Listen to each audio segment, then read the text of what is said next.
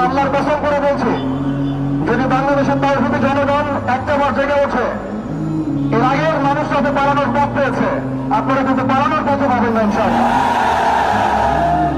আমরা উগ্রতার পথ বেছে নেব না, আমরা শান্তির পথ বেছে নেব ঠিকই, আমরা ধৈর্য নেব ঠিকই, কিন্তু আর কতজন ভাই মারা গেলে আমাদের হুঁশ ফিরবে?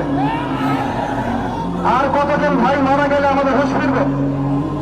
আমরা আমাদের ঊর্ধ্বতন কর্তৃপক্ষকে বিনয়ের সাথে অনুরোধ করব, যারা দিনে দুপুরে আমাদের মুসলিম ভাইদেরকে এভাবে রাস্তার মধ্যে কুপিয়ে হত্যা করেছে, জবাই করেছে, এরকম নৃশংস শয়তানি এবং সন্ত্রাসী কর্মকাণ্ডের তীব্র নিন্দা এবং প্রতিবাদ জানানোর পাশাপাশি আমরা এর উপযুক্ত বিচার দাবি করি। এখানে অনেক মুরব্বীকেরাম আছেন, আমি ছোট মানুষ, বেশি কথা বলতে যাচ্ছি না।